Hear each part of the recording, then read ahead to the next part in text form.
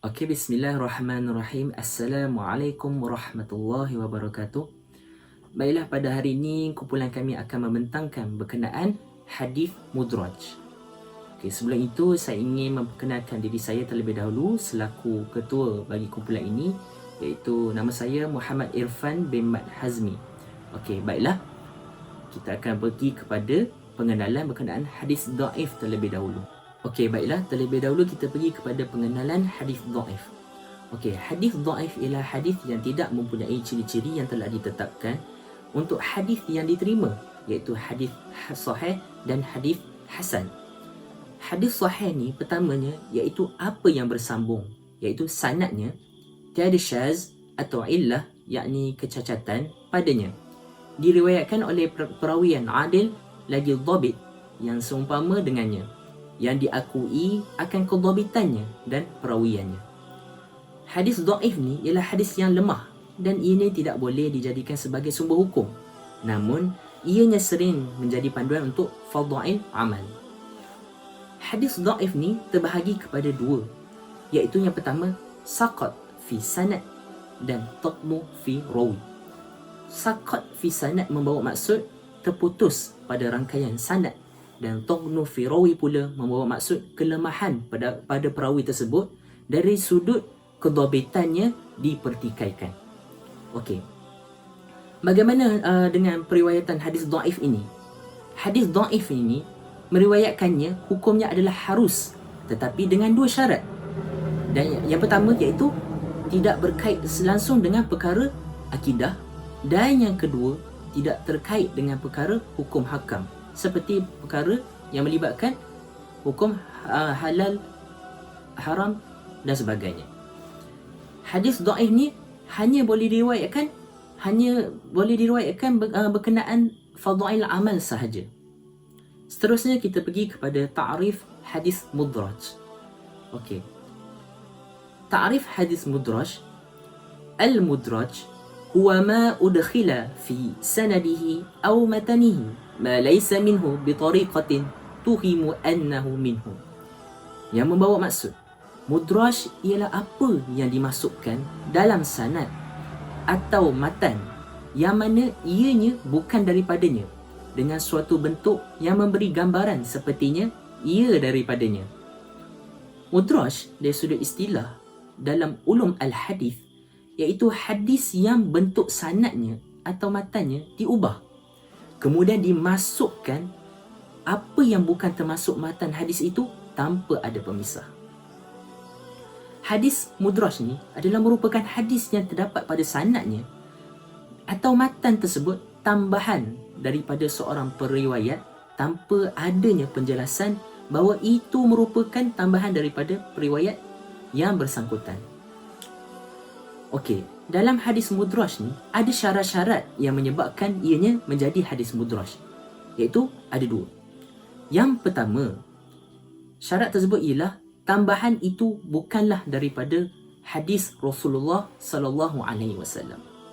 Yang kedua, riwayat yakni penambahan yang tersalah itu disangka bahawa ianya adalah daripada hadis Rasulullah sallallahu alaihi wasallam. Okey, itu saja dua syarat tu. Seterusnya kita pergi kepada pembahagian hadis mudraj. Seperti mana yang kita tahu, idraj bererti memasukkan sesuatu kepada sesuatu yang lainnya dan menggabungkannya kepada yang lain. Dengan kata lain, hadis mudraj adalah hadis yang di dalamnya terdapat kata-kata tambahan yang bukan dari bahagian hadis tersebut. Hadis mudraj terbahagi kepada dua. Yang pertama, mudraj pada sanad. Yang kedua, mudraj pada matan. Mudraj pada sanad adalah memasukkan sanad sesuatu hadis dengan hadis yang lain. Hakikatnya, mudraj pada sanad adalah sama seperti mudraj pada matan. Mudraj pada matan pula adalah apabila perawi memasukkan perkataannya di dalam matan hadis yang mana ia disangka bahawa ia adalah daripada Nabi Muhammad sallallahu alaihi wasallam. Bahagian ini yang selalu atau banyak berlaku. Penambahan pada matan ini boleh berlaku di awal, di pertengahan dan di akhir matan hadis. Seterusnya kita pergi kepada bahagian satu, iaitu mudraj pada matan. Antara sebab-sebab berlakunya hadis mudraj pada matan Yang pertama, mensyarahkan lafaz-lafaz hadis yang gharib, iaitu aneh atau sukar difahami. Yang kedua, memberi komentar terhadap hadis sama ada berbentuk hukum syarak, mengkhususkan sesuatu atau apa yang membuatkan seseorang itu bermasalah untuk memahami teks atau matan hadis.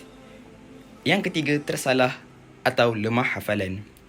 Seterusnya, cara-cara mengetahui hadis mudraj.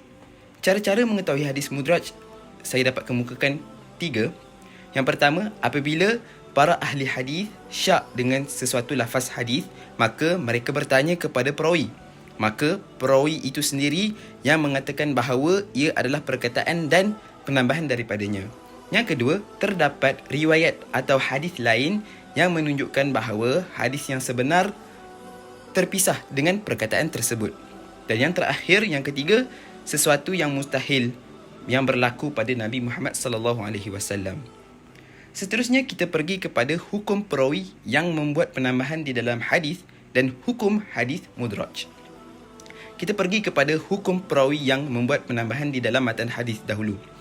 Yang pertama, jika perawi tersebut tidak sengaja membuat penambahan di dalam matan hadis tersebut, maka tidak berdosa. Tetapi jika dia banyak melakukan hal sedemikian, maka ini menunjukkan bahawa perawi tersebut seseorang yang tidak dhabit ataupun seorang yang tidak kuat ingatannya. Yang kedua, jika dia sengaja melakukan hal tersebut, maka perkara tersebut adalah haram. Dan dengan itu, sifat adalahnya, iaitu sifat adilnya gugur. Melainkan perkara tersebut adalah untuk ujian atau menerangkan makna perkataan dalam hadis tersebut. Seterusnya kita pergi kepada hukum hadis mudraj. Terdapat dua hal keadaan. Yang pertama, jika dapat membezakan antara perawi Nabi Muhammad Allahu Akbar. Seterusnya kita pergi kepada hukum hadis mudraj. Terdapat dua hal keadaan. Yang pertama, jika dapat membezakan antara perkataan Nabi SAW dan penambahan perkataan daripada perawi, maka diambil perkataan Nabi SAW jika mencukupi syarat-syarat penerimaan sesuatu hadis. Manakala tidak dikira perkataan selain daripada Nabi SAW itu sebagai nas syar'i. Yang kedua, jika tidak mendapat perbezaan antara perkataan Nabi SAW dan juga perkataan perawi, di sini kesemua perkataan hadis tersebut adalah ditolak. Akan tetapi, hal ini sama sekali jarang berlaku kerana para ahli hadis biasanya mampu untuk membezakan antara perkataan Nabi SAW dan juga penambahan perkataan daripada perawi. Seterusnya kita pergi kepada bahagian yang kedua, iaitu mudraj pada sanad. Mudraj pada sanad ini adalah perawi meriwayatkan hadis yang mempunyai beberapa sanad yang berbeza dengan menghimpunkan kesemua sanad tersebut dalam satu sanad sahaja tanpa menjelaskan perbezaan sanad-sanad tersebut. Yang pertama, kita melihat kepada hadis mudraj pada matan. Hadis riwayat Imam Muslim yang bermaksud celakalah tumit-tumit dengan azab api neraka, sempurnakanlah wudu.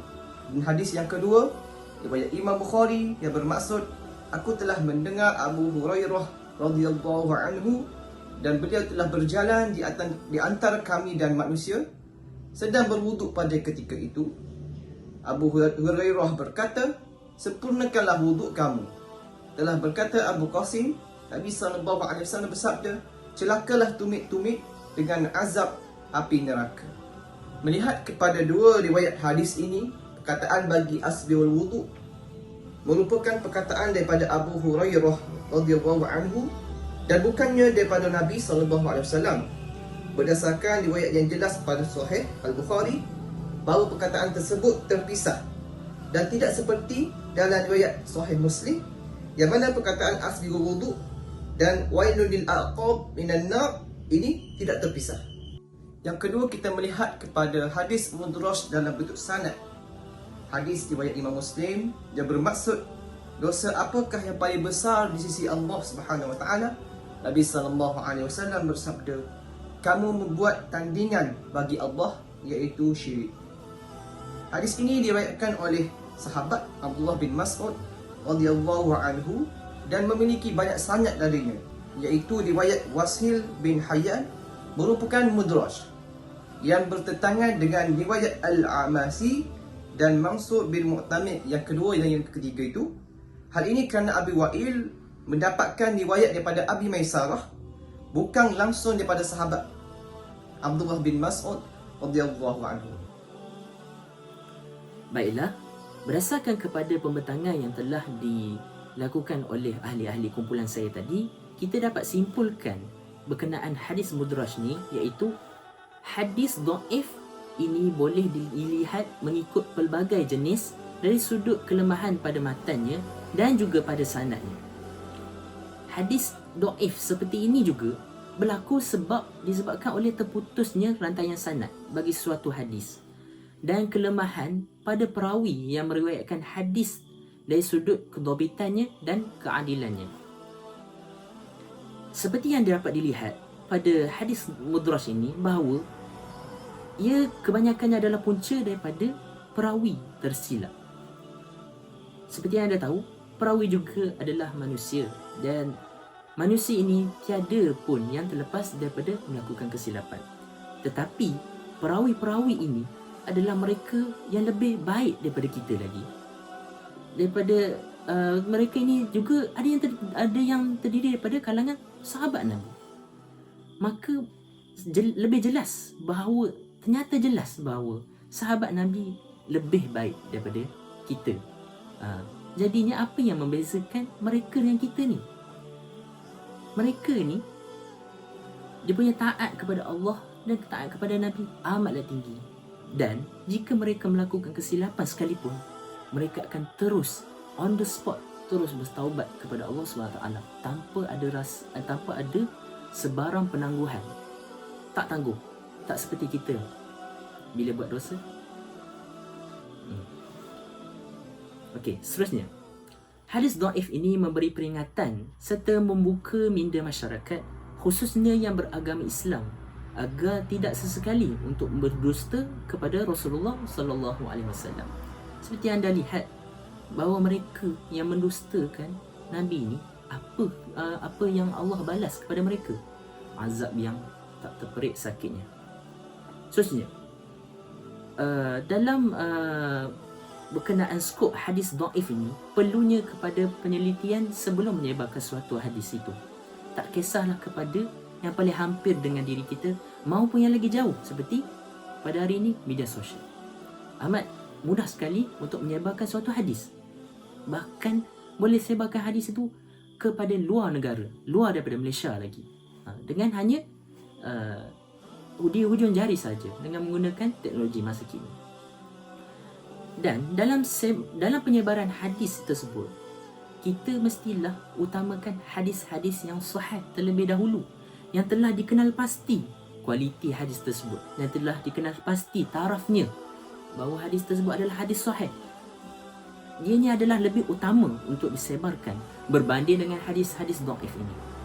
Okey. Seterusnya, tidak semua hadis dhaif ditinggalkan dan boleh beramal dengan syarat-syarat tertentu. Seperti tadi, boleh meriwayatkan dan beramal dengan sebab fadhail amal. Dan yang terakhir sekali, kita semua sebagai umat Islam perlulah berpegang teguh dengan hadis yang sahih agar amalan diterima oleh Allah Subhanahu Wa Taala. Dan insya-Allah kalau kita mengikuti apa yang Nabi buat, apa yang Nabi ajarkan, yang bukan perkara bid'ah, yang memang betul-betul ajaran Nabi lakukan, bahkan kita insya-Allah akan mendapat syafaat di akhirat kelak. Okey, itu sahaja daripada kumpulan kami. Sekian, wabillahi taufiq wal hidayah. Assalamualaikum warahmatullahi wabarakatuh.